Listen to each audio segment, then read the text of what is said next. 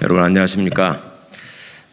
사법개혁 촉구를 위한 철험의 기자회견을 시작하고자 합니다. 최근 1년의 재판과 또 그 판결 결과에 대해서 여러 가지 논란과 의견들이 많습니다.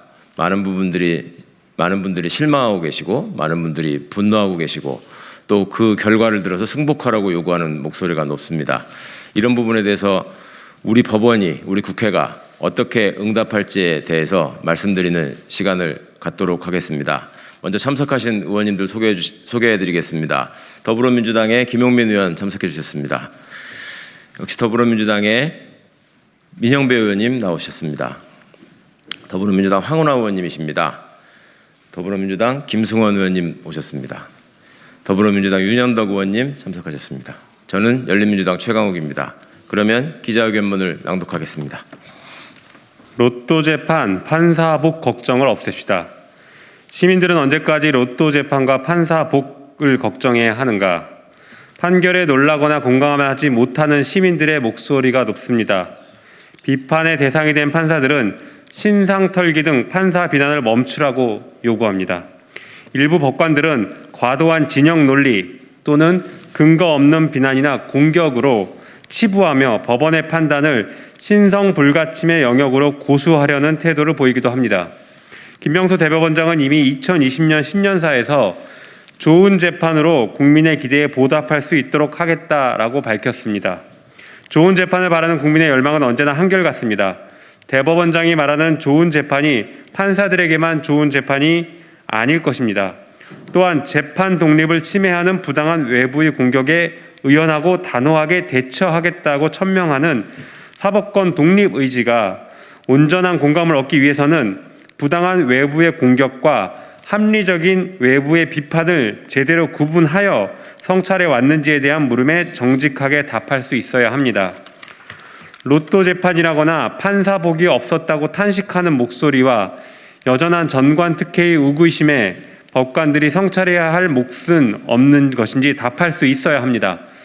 응답 없는 다짐만이 반복된다면 오로지 판사 무오류주의에 매몰된 공허한 외침으로 느껴질 뿐입니다.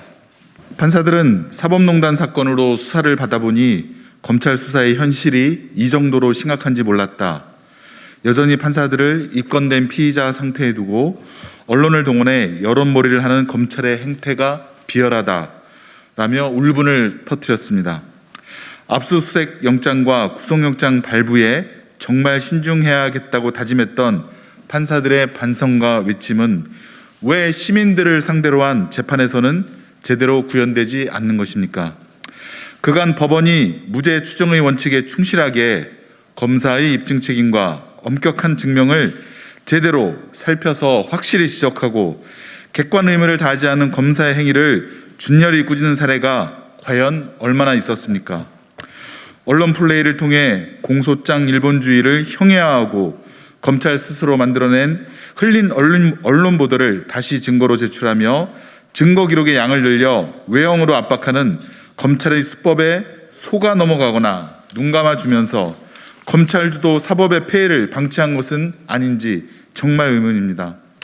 상대와 상황에 따라 편의적으로 이루어지는 기소를 통해 있는 죄를 덮거나 없는 죄를 만들고 선택적 불의를 초래하는 공소권 남용의 사례를 짚어내 망나니식 검찰권 사용을 차단하는 일이 왜 손에 꼽을 정도로 적은 것인지도 정말 의문입니다.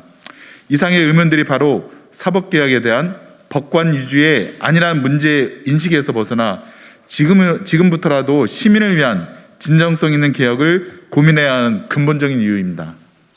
그간 판사들은 판결의 공정성에 의문이 제기될 때마다 사건 당사자들 또는 특정 진영에서 자신들의 유불리만을 따져서 법원을 비판한다면서 국민들의 엄중한 요구를 외면하고 사법개혁의 본질을 호도해 왔습니다.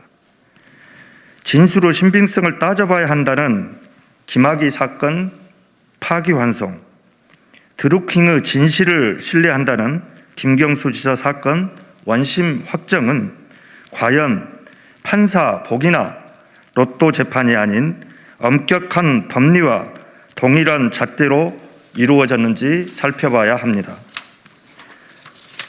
어느 법관을 만나는지에 따라서 판단의 범위와 결과가 달라진다면 판결의 공정성에 합리적 의심을 갖는 것은 당연합니다. 사법권 독립을 앞세워 모든 판결에 대한 무조건적 승복과 수용을 요구하는 것이 실질적 법치주의에 부합하는 것일 수는 없습니다.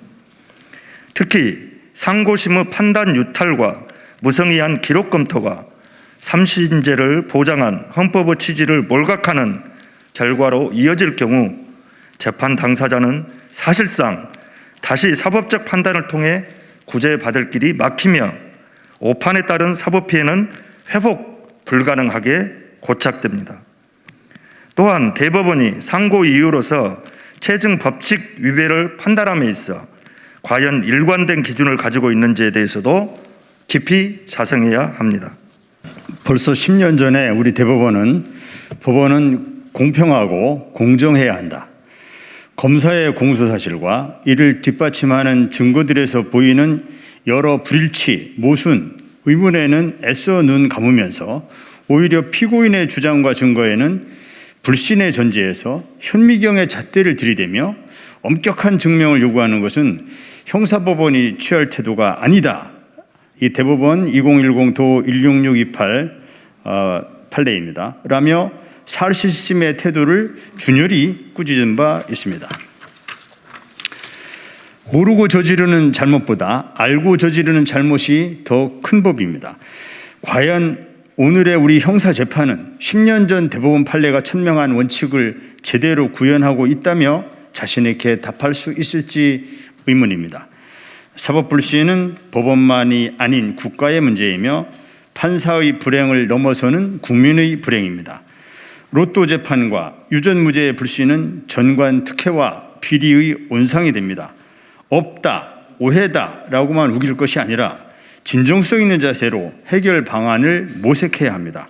그간 우리 판사들이 무죄 판결보다 유죄 판결이 쓰기 편하다며 피고인의 말보다 검사의 말을 우선한 건 아닌지, 검찰권 남용을 견제하며 피고인의 인권을 수호하라는 법관의 기본 사명을 몰각한 채 편의적 기능인으로 전락하지는 않았는지 냉철하게 자문해 보아야 합니다.